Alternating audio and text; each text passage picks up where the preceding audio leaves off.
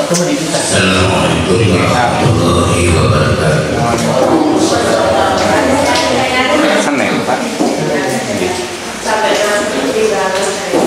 Alhamdulillahirabbil alamin.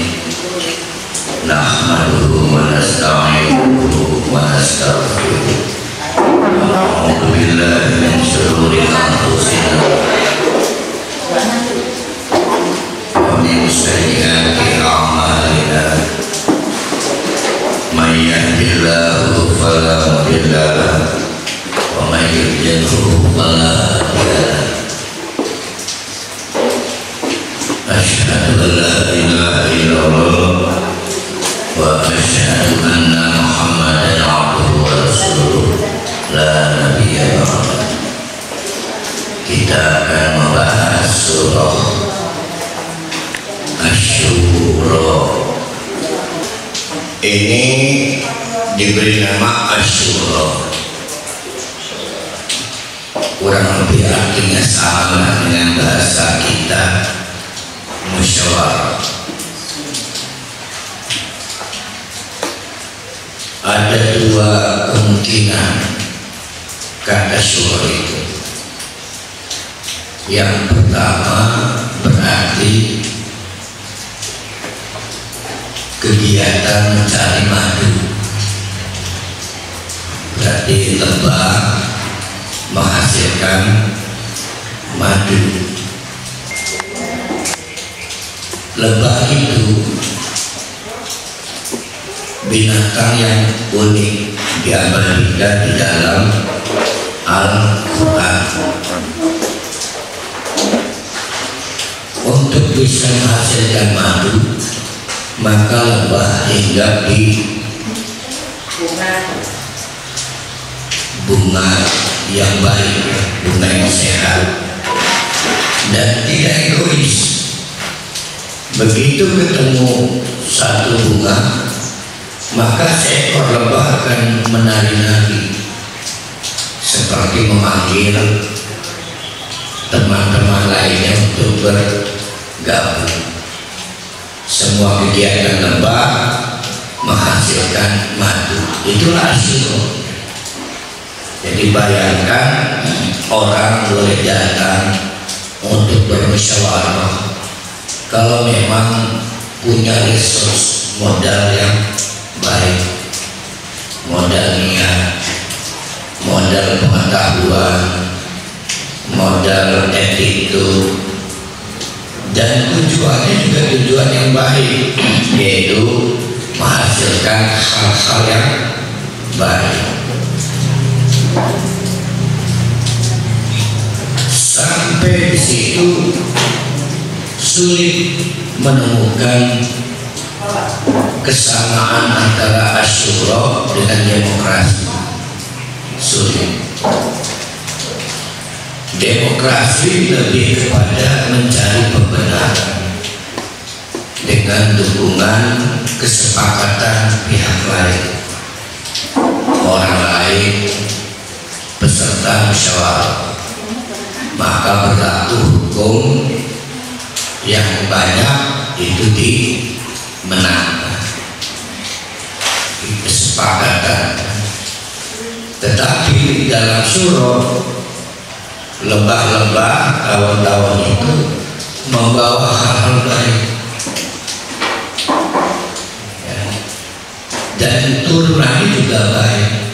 Tapi dalam demokrasi belum tentu baik. Yang penting bisa pakai. Itu beda filosofinya. Itu pendekatan pertama. Asy-Syura artinya kegiatan menghasilkan madu. Pendekatan kedua, Asy-Syura berasal dari kata asyara yusyiru, artinya saling memberi isyarat. Siapapun yang hadir di majelis itu memberi isyarat kepada yang lain sebagai mustami', pendengar. Apa isyaratnya? Jangan-jangan, namanya isyarat kan, jangan-jangan pendapat saya benar. Itu namanya isyarat. Tidak mungkin kita tahu pendapat seseorang benar kalau kita tidak mau buka telinga. Maka kita harus mendengarkan pendapat orang. Jangan-jangan isyarat pendapatnya benar. Tapi jangan-jangan juga pendapat yang lain benar. Maka kita wajib juga mendengarkan pendapat orang lain. Nah, itu namanya musyawarah. Sedangkan musyawarah di tengah-tengah kita kurang lebih sama dengan demokrasi, mencari kebenaran. Jadi konsep asyura sebetulnya berbeda jauh dengan demokrasi, berbeda jauh juga dengan praktek bermusyawarah di tengah-tengah kita.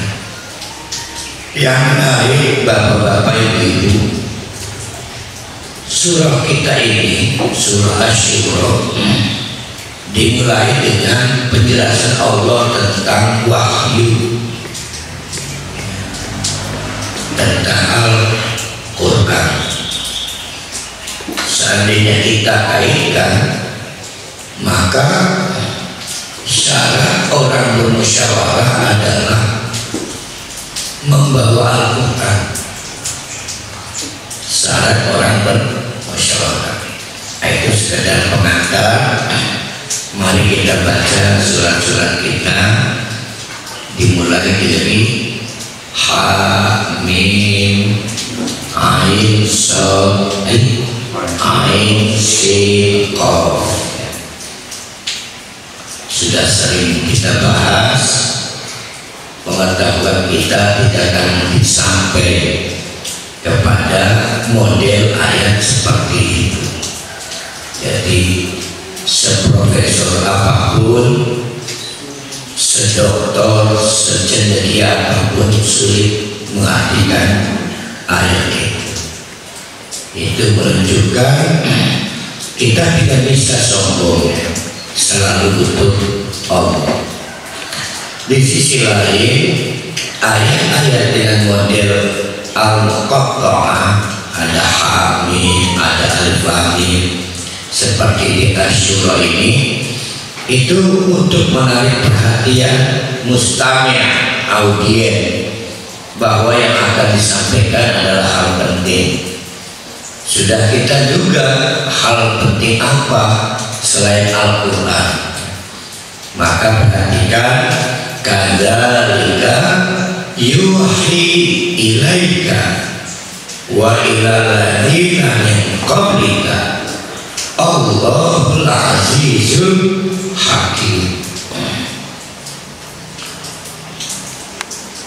Kalau pakai terjemah depan, coba lihat terjemah depan. Biasanya diartikannya begini: demikianlah Allah yang Maha Ya.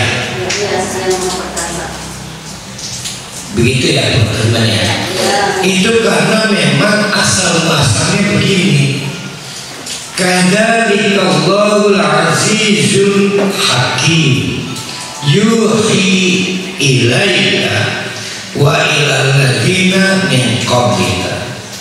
Itu asalnya begitu kalimatnya. Kadzalika Allah, ya kononlah, ya begitulah Allah yang aziz, Allah yang hakim itu yuhi ilaika wa ilal ladzina min qablika. Tetapi kenapa pokok kalimatnya dikebelakangkan?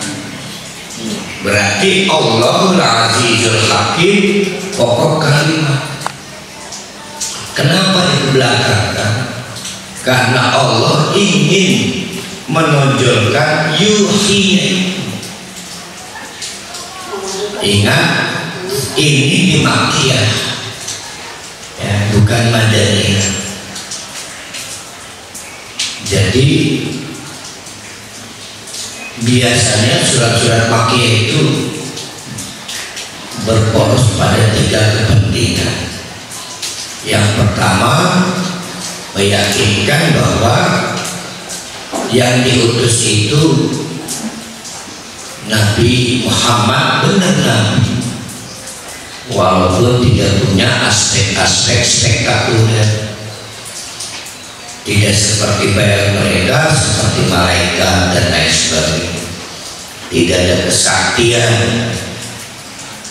Yang kedua, soal wahyu, bukan ciptaan Nabi Muhammad tapi kalamullah. Yang ketiga adalah soal hari kiamat. Maka dalam konteks Makkiyah, soal Al-Quran itu yang ingin ditegaskan, sehingga yang semula kadzalika azizul hakim yuhi ilaika wa ilal ladina min qablika menjadi diutamakan yuhi, bahwa Allah itu yuhi, senantiasa memberi wahyu ilaika kepada Muhammad, tetapi juga wa ilal ladina min qablika kepada nabi-nabi sebelum Nabi Muhammad. Siapa aja? Nabi Nuh, Nabi Ibrahim, Nabi Isa, Nabi Musa, Nabi Muhammad. Total ada 5. Itulah Allahul Azizul Hakim. Allah itu memberi wahyu sejak zaman Nabi. Siapa yang pertama menerima wahyu? Sejak zaman Nabi Nuh sampai Nabi Muhammad, itu dengan sifat Al-Aziz. Tidak ada yang bisa mengalahkan wahyu sampai Al-Quran sampai sekarang. Kalau ada yang menganggap Al-Quran bisa dikalahkan, misalnya maaf dengan undang-undang yang berlaku di Republik Indonesia, mungkin menurut mereka bisa, tetapi dijamin tidak bisa mencapai kemanfaatan. Kenapa? Karena tidak ada Al-Hakim. Yang Al-Hakim itu cuma produk Allah. Wise, bijaksana.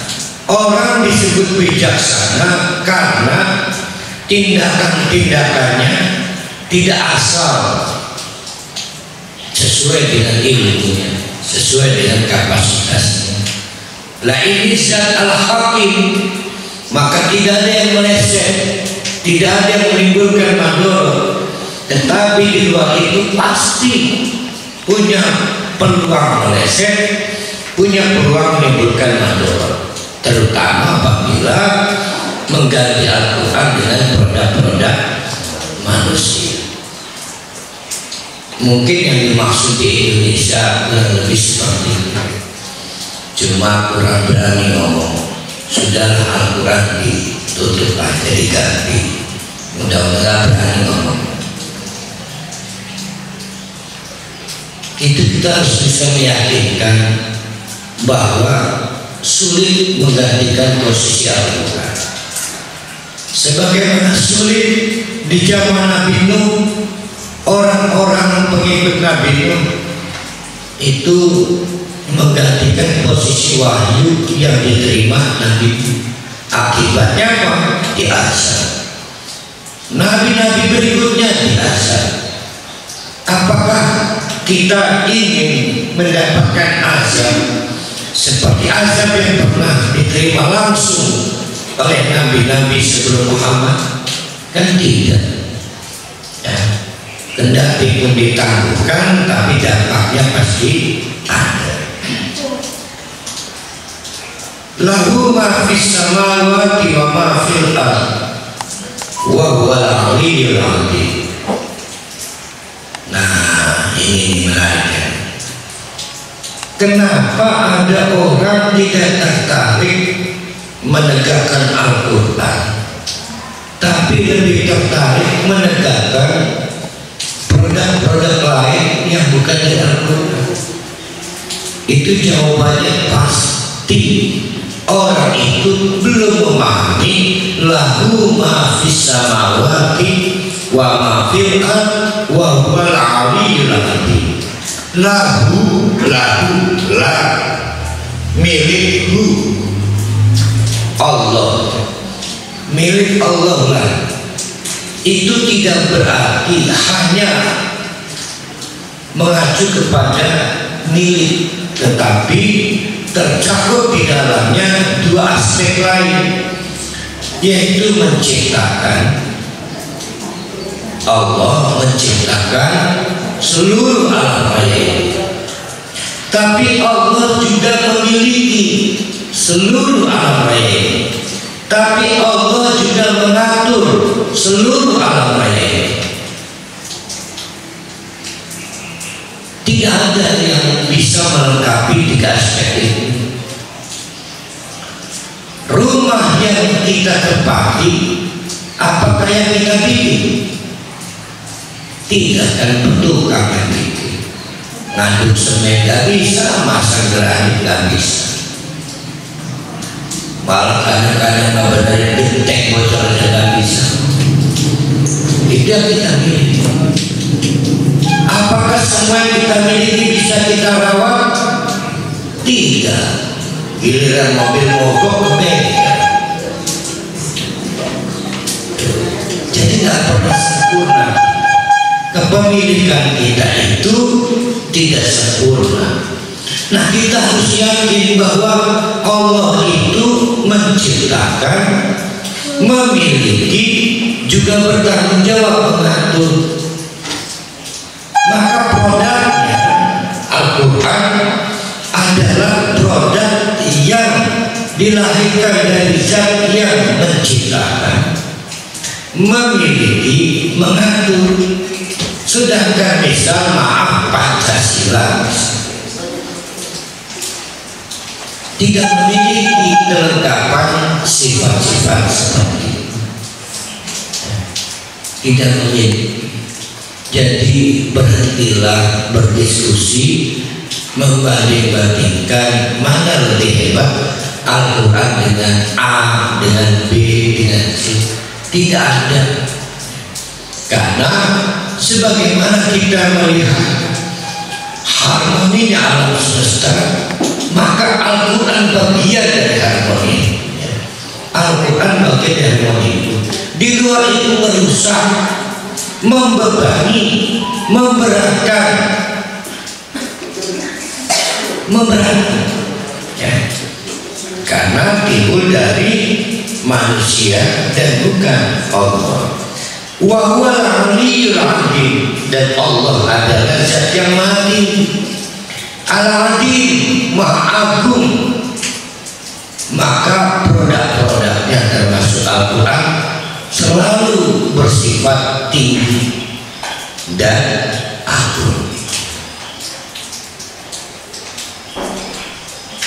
Kok ada orang tidak mengistimewakan Al-Quran, bahkan tidak tertarik pada Al-Quran, bahkan tidak bergetar hati dan jiwanya pada Al-Quran, padahal takkan samawati yatafaddalna min fawqihinna, langit saja itu hampir-hampir retak bagian atasnya karena mendengarkan atau menerima wahyu Allah. Itu satu sisi penafsiran. Langit itu sebagaimana juga dalam ayat lain, gunung-gunung bergetar ketika menerima Al-Quran. Ini ditegaskan oleh Allah, langit itu hampir retak bagian atasnya ketika menerima Al-Quran. Ada penafsiran lain dari ayat 2 sampai 4 yang paling faktual adalah jauh lebih banyak orang mempersoalkan Al-Quran sampai kita di Indonesia lebih serius bicara Pancasila, lebih serius bicara undang-undang, tapi tidak seserius itu bicara Al-Quran. Durhakanya kita kepada Al-Quran itu membuat langit hampir retak. Ada penafsiran seperti itu. Bayangkan ternyata langit itu memantau terus. Malaikat langit melihat itu sedih. Takadu samawatu yatafattarna, hampir saja melihat pemandangan yang memilukan seperti itu. Langit retak bagian atas itu memilukan. Ada Al-Quran tidak disenangi, tidak digandrungi oleh umat Islam. Maka malaikat di samping rasa kagumnya terhadap Al-Quran, wal malaikatu yusabbihuna bihamdi rabbihim, kagum dengan produk bernama Al-Quran, maka tidak pernah berhenti bertasbih memuji Allah yang telah merawat manusia, memelihara manusia. Dalam rangka manusia itu dipelihara supaya bahagia, diturunkanlah wahyu bernama Al-Quran. Tapi juga malaikat prihatin kalau tadi langit itu hampir retak melihat kita itu tidak serius pada Al-Quran. Malaikat memilih wayastagfiruna liman fil ardi. Ya Allah, ya kurang ajar ya. Enggak Islam, enggak orang kafir, sama-sama tidak serius, tidak hormat pada Al-Quran. Maka malaikat memohonkan ampun kepada man, berarti muslim apa kafir, siapapun yang ada di muka bumi yang tidak proporsional pada saat mensikapi Al-Quran. Mintakan ampun.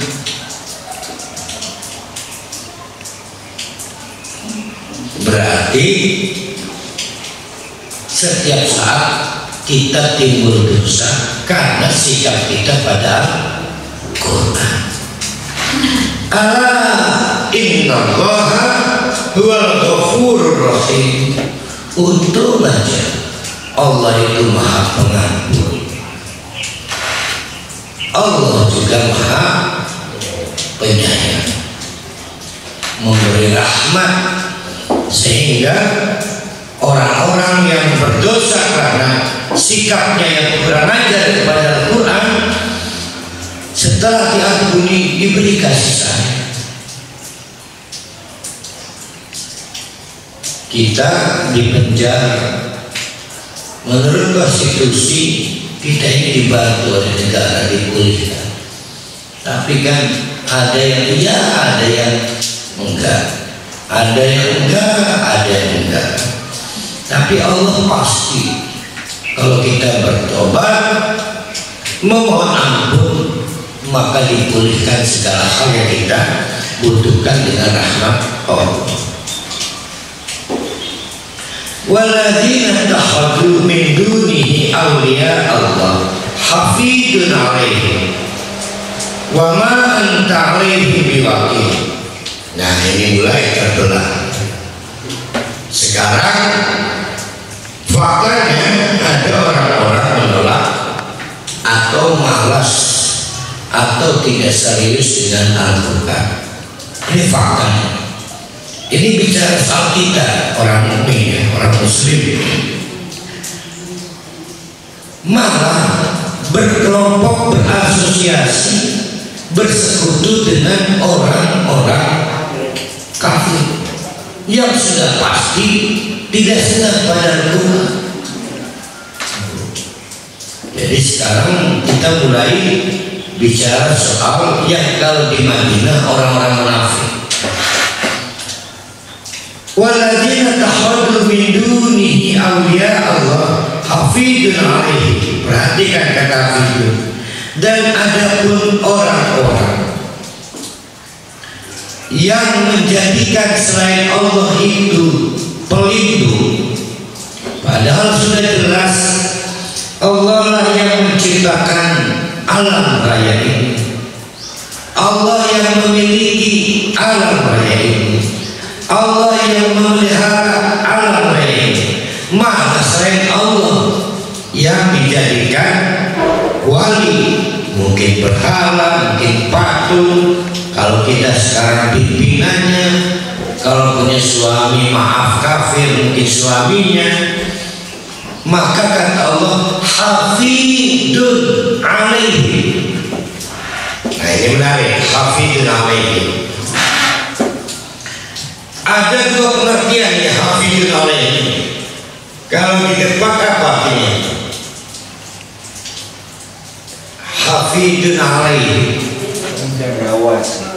nah, ada menjaga, ada mengawasi.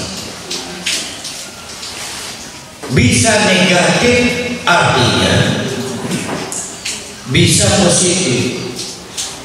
Kalau positif menjaga, kalau negatif mengawasi.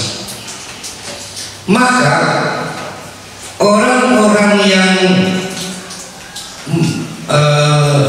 bersemangat menjalankan program moderasi, diantaranya memakai ayat ini, bahwa orang-orang kafir itu juga hafidun alaihim, dijaga oleh Allah. Nah ini menarik. Orang-orang kafir itu, bapak-bapak, ibu-ibu, hafidun alaihim juga dijaga oleh Allah. Maka jangan khawatir walaupun kafir dapat oksigen. Kalau bekerja keras produksi, maka bisa menghasilkan sesuatu yang produktif. Malah kadang-kadang orang kafir lebih sukses. Itu hafidun dijaga, sunnatullahnya dijaga. Ya. Tapi bisa juga diartikan hafidun alaihim, diawasi. Awas ya, kamu pilih kafir, maka saya tunggu kamu di akhirat dengan azab yang pedih. Saya memilih yang kedua, hafidun alaihim, artinya di dalam pengawasan Allah tentang kekafiran. Jangan coba-coba berpikir Tuhan saya kan maaf, bukan Tuhan Allah, maka urusan saya bukan dengan Allah tapi dengan Tuhan saya. Kata Al-Quran, enggak.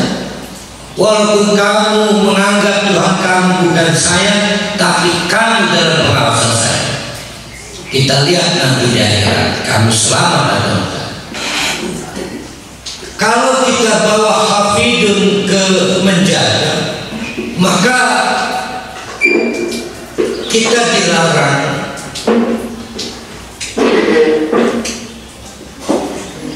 bukan dilarang ya, kita diperintahkan ikut menjaga gereja, termasuk ini ayatnya, kita diperintahkan juga ikut menjaga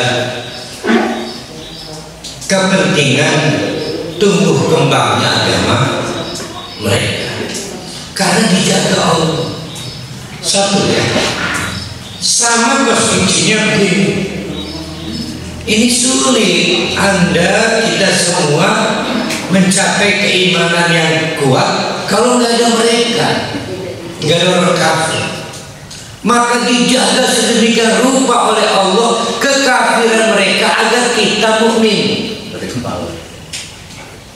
Kalau Allah mau, semua bisa jadi mukmin. Ini mah logika. Selesai aja, kafirnya kita artikan mengawasi aja ya, jangan menjaga ya. Saya termasuk kurang senang dengan menjaga. Kenapa? Ada ujungnya ya. Wa ma anta alaihim biwakil. Hei Muhammad, tugas kamu wa ma alaika illal balagh, menyampaikan. Urusan mereka saya ngawasi. Baru kerasa. Ya. Wa ma anta alaihim biwakil. Hai Muhammad, dakwah aja, dakwah. Urusan mereka menolak dakwah kamu, kurang ajar pada Al-Quran, biar urusan saya awasi mereka, baru ketemu. Tapi kalau hafidun alaihim diartikan menjaga, wa ma'antari wakilnya nggak ketemu. Itu maksudnya. Ya wajarlah Nabi Muhammad itu punya perasaan kecewa kepada orang-orang Mekah Quraisy. Kata Allah sebagaimana di surat Yasin, wa ma 'alaika illal balagh. Yang penting dakwah, soal mereka urusan saya. Wa kadzalika awhayna ilaika Qur'anan Arabiyyan litundira ummal qura wa man hawlaha wa tunzira yawmal jam' la raiba fihi fariqun fil jannah wa fariqun fis sa'ir. Demikianlah awhayna telah kami wahyukan ilaika kepadamu hai Muhammad. Apa yang diwahyukan? Qur'anan, Al-Quran Arabian dalam bentuk bahasa Arab. Tujuannya untuk saat itu ya, untuk saat itu. Berarti di mana itu? Di Mekah. Untuk saat itu. Ini makian. Tujuannya dua. Satu, indah kepada ummul qura wa man hawla. Yang kedua, indah tentang yaumal jam'ah. Yang pertama adalah litunzira ummal qura. Ummun artinya ibu, qura jamak taksir dari qaryatun. Qaryatun itu bisa suku, bisa desa, bisa daerah. Nah, si daerah-daerah berapapun banyaknya daerah itu laksana anak bagi ibunya. Nah, berarti umur qura apa itu? Ibunya daerah-daerah, berarti ibu kota yang disebut dengan Mekah. Wa man hawlahu juga sekitar Mekah. Berarti mana aja itu? Bisa Syam, bisa Madinah. Wong Syam itu kan ibu kotanya bukan Mekah, Madinah bukan Mekah pada saat itu. Berarti yang ibu kotanya Ka'bah itu apa aja itu? Suku-suku kan. Memberi peringatan bahwa Allah itu pencipta alam raya ini, Allah pemilik alam raya ini, tapi sekaligus juga Allah mengatur alam raya ini. Yang kedua, wa tunzira yaumal jam'i la raiba fihi, memberi peringatan agar tidak berdebat lagi soal kiamat. dan hari akhir. Ya. Itu pasti tidak perlu diragukan. Apa yang terjadi? Fariqun fil jannah, ada yang memilih ikut maka dapat surga. Wa fariqun fis sa'ir, ada yang memilih menolak maka fis sa'ir, dalam adab yang pedih, ya, adab yang menyiksa. Dan sejak zaman Nabi begitu. Jadi kalau ada mubalik merasa baper, aneh, ngajar ngaji kok dimusuhi, berarti nggak belajar tarikh. Walau syaa Allah la ja'alahum ummatan wahidah. Kok bisa ya? Ada yang ke neraka, ada yang ke surga. Kenapa sih enggak dipermudah untuk Nabi Muhammad dan juga mubalik-mubalik berikutnya? Kalau dinasihati nurut supaya jadi ahli surga semua. Kata Allah, walau syaa Allah la ja'alahum ummatan wahidah. Emang susah bagi Allah bikin satu ahli surga semua? Ya enggak susah, tinggal dicabut kemampuan berpikirnya, udah jadi taklid, ya kan? Dicabut kemampuan berpikirnya jadi mudah betul, jadi taklid. Tapi itulah yang dihadapi Nabi Muhammad. Juga nabi-nabi ulul azmi sampai Nabi Nuh sekalipun, semua kebanyakan menolak ajaran Nabi karena dibiarkan oleh Allah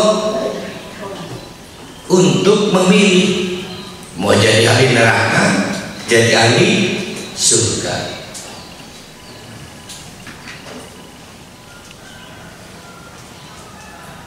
Walakin yudkhilu man yasha fi rahmatihi, tetapi Allah memilih membiarkan itu semua karena Allah hanya ingin memasukkan orang yang dikehendaki berdasarkan rahmat Allah. Wa dhalimuna ma lahum min wali wala nasir. Tapi orang yang mendolimi dirinya sendiri, menganiaya diri sendiri, ada yang memberi nasihat ditolak, malah lebih memilih kepada fanatisme ajaran-ajaran lamanya, itu disebut dolim, maka mereka tidak akan dapat pertolongan dari Allah. Berarti rahmat bentuknya apa itu rahmat? Satu waliyun, dua nasirun. Berarti kapan datang itu? Nanti di akhirat. Kita di backup oleh Allah, kita juga ditolong oleh Allah. Ditolong karena mungkin kita tidak cukup pahalanya untuk masuk surga, harus mampir neraka menurut neraca, tetapi nasir ditolong oleh Allah. Amin takhudhu min dunihi awliya wallahu wal waliyyu wa huwa yuhyil mauta wa huwa ala kulli syai'in qadir. Nah, sekarang tinggal pikir, apakah orang-orang Mekah Quraisy mau memilih taklid kepada ajaran lama atau mau berpindah kepada seruan Nabi Muhammad? Amin takhadu, atau mereka mau menjadikan min duni selain Allah itu aulia, pada nanti di akhirat mereka tak bisa menolong kita. Fallahu wal waliyyu wa huwa yuhyil mauta. Lihat, siapa yang menciptakan, siapa yang menghidupkan, siapa yang mematikan, siapa yang menghidupkan lagi? Kan Allah, bukan berhala. Ya. Sama kalau kita sekarang, kalau nggak kerja mati. Emang yang mematikan manajer diskotiknya, kerjanya di diskotik, kerjanya di tempat-tempat maksiat. Yang menghidupkan, yang mematikan ada istri punya suami ngasih makannya dari hasil korupsi. Nah, nggak usah cerai lah, nantinya nggak bisa makan. Nah, itu sama. Siapa yang memberikan makan? Siapa yang mematikan? Siapa yang menghidupkan? Allah. Wa huwa ala kulli syai'in qadir. Buat Allah itu semuanya mudah karena Allah mampu atas segala sesuatu. Wa makhtalaftum fihi min syai'in fa hukmuhu ila Allah. Dzalikumullahu rabbi alaihi tawakkaltu wa ilaihi unib. Apapun yang diperdebatkan orang-orang ketika ikut Muhammad enggak ya, ikut Muhammad enggak ya, oh macam-macam respon. Kalau ikut Muhammad saya enggak dapat subsidi dari majikan saya di zaman itu. Di zaman sekarang ternyata enggak begitu. Nah, terjadi perdebatan suami dengan istrinya, pimpinan organisasi dengan anggotanya, ikut pemerintah atau ikut Islamnya. Oh, terjadi perdebatan. Fa hukmuhu ila Allah, maka kembalikan kepada Allah untuk menetapkan. Tuh, kembalikan kepada Allah. Kalau kita berselisih paham, dzalikumullahu rabbi alaihi tawakkaltu. Kenapa dikembalikan pada Allah?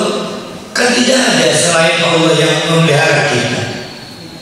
Ibu kita sebatas kita kecil, maka kepada Allah kita bertawakal dan kepada Allah kita kembali. Memang ujung-ujungnya tauhid ini ya. Kalau tauhidnya lemah, pasti kita sulit istiqomah dalam keimanan kita. Takut lapar, takut miskin, takut sakit, takut menderita, takut dikucilkan, takut dikeluarkan dari klub, takut nggak diwawu, takut nggak jaga saudara, banyak takut kehujanan, kering, akhirnya nggak berangkat ngaji.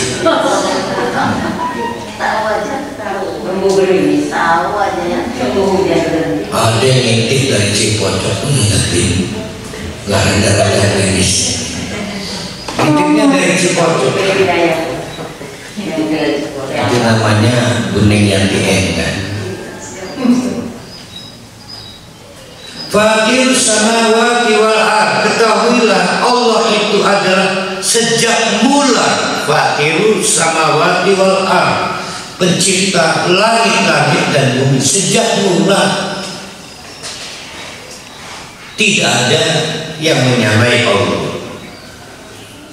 Dari situ ja'ala min anfusikum azwaja, maka kita dibuat berpasang-pasangan. Wa minal an'ami azwaja, binatang-binatang juga yang ternak dibuat berpasang-pasangan. Ada berapa itu binatang ternak yang ada jantan betinanya? Ada 8. Sapi, onta, kerbau, kambing.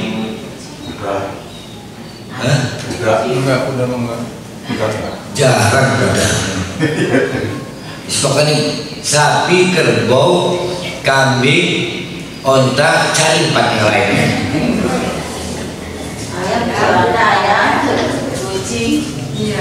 Emang ayam ada?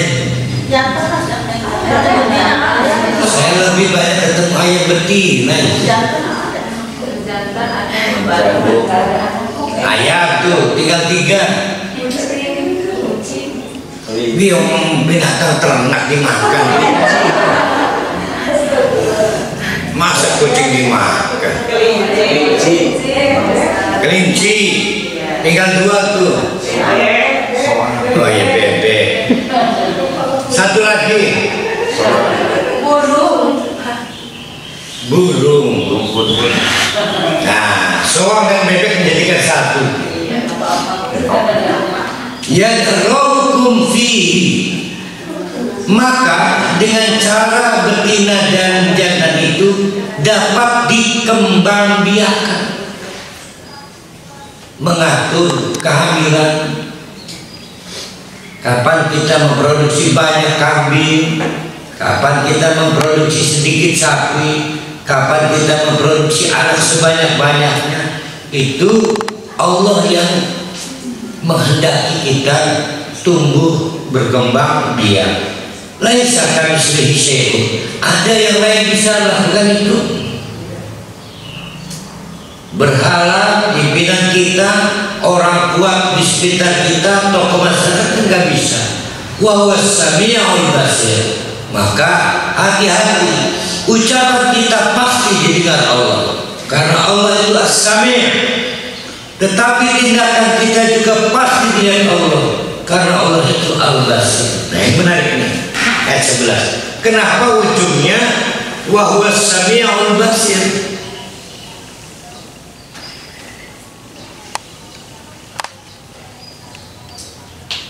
Banyak ucapan yang akhirnya menjungkir balikan fakta bahwa Allah itu al-fakir. Ucapan selamat Natal juga ucapan. Jadi dalam konsep Islam, ucapan itu bukan sekedar ucapan, karena Allah itu as-sami', maha mendengar. Ucapan saja dipersoalkan, dipertanggungjawab. Begitu juga tindakan. Kita tidak mengenal istilah omongan doang baik dipersoalkan, kan bisa. Sama dengan bisnis arah baik dipersoalkan. Apalah arti sebuah nama itu gimana? What is the name? What is the name? Harus dipersoalkan, maka diatur cara memberi nama. Nah, rupanya jangankan dalam konteks gawe anak, mengkembangbiakan ayam segala juga banyak orang lupa Allah yang membuat hukum sunnatullah. Ya, sehingga begitu banyak kambingnya salah, lupa bahwa itu Allah yang mengizinkan. Begitu kita dikasih banyak anak, lupa pada Allah. Nggak punya anak, ingat Allah. Akhirnya berdebat suami istri soal suaminya mandul. Hati-hati, Allah itu as-sami'. Jangan hilangkan Allah itu al-fakir. Jadi jangan coba-coba ngomong itu kan cuma ucapan. Itu soal Natal juga soal ucapan. Lahu maqalidus samawati wal ardh. Lahu lagi tadi di atas lahu. Milik Allah itu mencakup 3 aspek sekaligus. Allah yang menciptakan, Allah yang memiliki, Allah yang memelihara. Juga sama dengan di sini. Lahu maqalidus samawati wal ardh. Milik Allah lah perbendaharaan langit-langit dan bumi. Allah yang menciptakan perbendaharaan langit-langit dan bumi, dan Allah yang mutlak memilikinya. Allah juga bertanggung jawab memeliharanya. Nah, karena perbendaharaan di langit dan di bumi, di langit menentukan bagaimana rezeki di bumi ini tumbuh berkembang. Ada yang haram, ada yang halal, semua diciptakan Allah. Yang haram itu artinya haram digunakan kita, bukan haram diciptakan Allah. Karena yang haram itu dibutuhkan untuk pihak lain. Kalau tidak ada yang diharamkan untuk kita, maka siklus dan mata rantai makanan hancur. Sekali dipanen, maka ada 1, 2, 3 agen mata rantai makanan nggak kebagian, dipanen kabel kuning, dimakan jamal semua. Maka ada yang diharamkan. Ya. Jadi yang diharamkan untuk kita itu dengan hukum. Tahukah tidak, Allah juga mengharamkan binatang lain dengan cara binatang itu tidak senang mengkonsumsinya. Maka ada karnivora, ada herbivora. Allah menciptakannya haram, Allah juga menciptakannya halal. Itu semua makhluknya. Maka kata Allah yabsutur rizq, Allah membentangkan rizkinya lima yasha, bagi orang yang menurut Allah dikehendaki. Tapi ada yang dibatasi, wayak biru, tapi ada juga yang ditakar, dibatasi. Selasya manusia. Wah, itu rahmat Allah ya. Sebab kalau dilanggar bisa edan jangan. Namanya keedanan pekayu. Masih enakan serikayu dari keedan pekayu. Innahu bikulli syai'in alim. Maka terhadap segala sesuatu Allah Maha tahu, ada ilmu. Nah, ini ayat ke-13. Ini harus hati-hati ya. Kita pindah paragraf, tapi nggak apa-apa kita bahas ya. Harus hati-hati karena akan membedakan Nabi Muhammad dengan Nabi yang lain. Syara'a lakum minad dini, Allah telah membuat syariatun. Semua tauhid dari sejak Adam sampai Muhammad. Yang berbeda syariatun, syariat. Sama-sama sholat, sholatnya beda. Sama-sama zakat, zakatnya beda. Semua sama. Tapi beda syariat dan minhaj. Tapi tauhidnya sama. Syara'a lakum minad din, Allah telah mensyariatkan, sudah terlanjur, lakum kepada semua manusia, laki perempuan, besar kecil, semuanya. Mestinya tidak ada maaf Kristen, Buddha, Hindu. Karena Islam ini agama dari dulu sampai sekarang.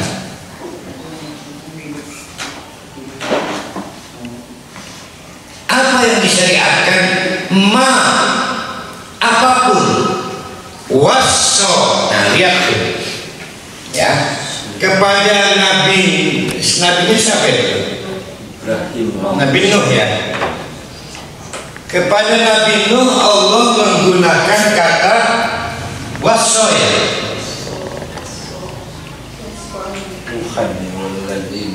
Satu Nuh, terus Nabi Ibrahim wa Musa wa Isa. Ma wassa bihi Nuhan walladzi awhayna ilaika. Dan yang kami wahyukan. Beda tuh ya. Ini yang pertama wasiat, yang kedua wahyu kepada ilaika. Siapa? Di ilaika kok Nabi Muhammad kepada mereka, kepada kamu. Kepada Nabi Nuh bentuknya wasiat Muhammad, tapi kepada Nabi Muhammad bentuknya wahyu. Sama dengan Pak Tata, nggak mungkin Pak Tata wasiat begini. No, lamun bapak mati, tolong ya, bebek banyak jeruk kamar. Nggak mungkin kan? Nggak penting-penting banget, pasti yang penting-penting. No, kalau bapak mati, tolong jangan menikah lagi. Itu penting. Tapi sepenting-pentingnya wasiat, tetap tidak ada apa-apanya dengan wahyu. Maka ada ahli waris yang melaksanakan wasiat, ada yang tidak. Ya. Begitu akhirnya Pak Tata meninggal, ternyata istrinya gagal move on, tetap aja nggak kawin-kawin, nggak melaksanakan wasiatnya. Tapi untuk kasus wahyu nggak bisa, harus dijalankan. Nah, yang diturunkan kepada Nabi Muhammad wahyu. Allah mewahyukan Al-Quran. Tapi yang diturunkan kepada Nabi Nuh, Allah mewasiatkan apapun. Nah, itu bedanya ya. Ternyata dalam kasus Nabi Nuh juga terjadi wa ma wassoina bihi Ibrahim wa Musa wa Isa. Tuh menarik. Ternyata nggak sendirian Nabi Nuh. Siapa aja itu? Ibrahim, terus Musa. Ustaz, berarti Injil, Taurat, Zabur bukan wahyu, tetap wahyu Allah dalam konteks kitab suci, tapi nilainya di bawah Al-Quran. Apa kesamaannya? Kesamaannya adalah an aqimuddin wa la tatafarraqu fihi. Nih, lima-limanya Nuh, Ibrahim, Musa, Isa, Muhammad itu kemudian disebut ulul azmi. Itu dalam dua konteks. Satu,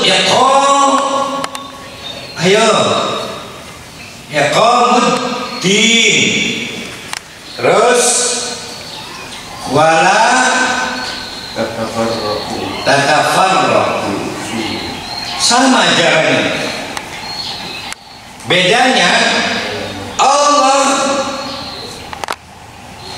dalam bentuk mewahyukan dua hal ini, sedangkan kepada 4 nabi yang lain itu dalam bentuk wasiat. Itu bedanya sih. Menariknya ayat 13 ini menariknya.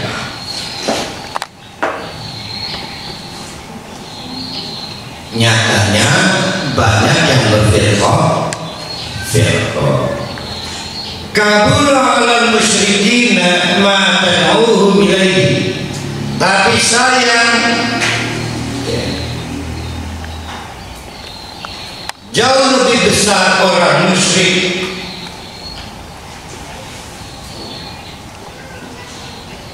terhadap apa yang diserukan kepada mereka untuk kembali kepada Allah. Maka Allah yajtabi, Allah memilih, Allah menarik ilaihi mayyasha. Kalau ada orang dapat hidayah itu namanya yajtabi ilaihi. Tapi dipilih yang dikehendaki. Yang dikehendaki itu artinya apa sih? Coba arti yang dikehendaki Allah itu apa artinya? Yang sesuai dengan kehendak Allah. Bukan pilih kasih, bukan. Yang sesuai dengan kehendak Allah. Saya udah pakai baju merah, jangan datang pakai baju hijau. Maka nggak akan saya kehendaki, bukan pilih kasih. Kalau pengen sesuai dengan kehendak Allah, pelajari kesenangan Allah. Kita ini sibuk mencintai Allah, belum tentu Allah mencintai kita. Nanti bertepuk 1000 tangan. Wa yahdi ilaihi man yunib. Allah juga begitu terpilih jadi bangir gitu. Maka wa yahdi ilaihi man yunib, maka diberi petunjuk ayahnya kembali ke jalan Allah setelah tersesat. Wa ma tafarraqu illa min ba'di ma ja'ahumul ilm baghyan bainahum. Maka orang-orang yang kemudian menyatakan dalam Nabi Muhammad saja dia katuran itu bukan berarti mereka itu bodoh. Setelah tahu beratnya beragama Islam dan lebih pilih kepada taklid ajaran lama, jadi Nabi Muhammad jarang saya nggak mau ikutan, itu namanya tafarruq. Tafarruq. Pak Tata datang ke Kaujo, lur, wis jangan bid'ah, wis mengingat begini, gak dinasihatkan, itu namanya tafarruq. Ya udah kita ifrad. Itu adalah ba'da majahumul ilm baghyan bainahum. Itu pasti mereka setelah tahu ilmunya, maka itu disebut baghyan, melampaui batas. Kenapa orang dihukum dalam kekafirannya? Karena mereka sudah tahu kemotot bertahan di kekafiran. Walaula kalimatun sadaqat min rabbika ila ajalin musamma laqudiya bainahum. Lamun Allah tidak menunda ajal kepada mereka, pasti orang misal Kaujo ini habis diazab Allah. Untung aja azabnya ditunda ila ajalin musamma, sampai batas waktu yang ditentukan Allah. Wa innal ladzina urisul kitaba min ba'dihim la fi syakkin minhu murib.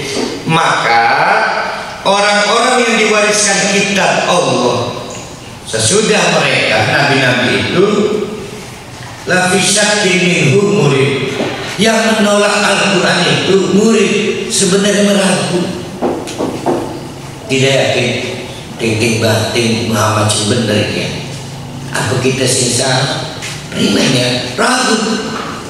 Kok bisa gak mau ikut Nabi Muhammad? Karena sudah merasa pilih dengan kebiasaan. Itulah problem-problem dahulu yang sifatnya akan berulang-ulang sampai sekarang. Akan kita lanjutkan besok dengan ayat 15, tapi nanti mungkin 13-nya diulang lagi. Ternyata panjang amat ini surat idawanya. Iya, bisa selesai besok ya. Wah, keburu tahun 2021 ini. Berarti ini adalah satu surat yang diselesaikan 2 tahun.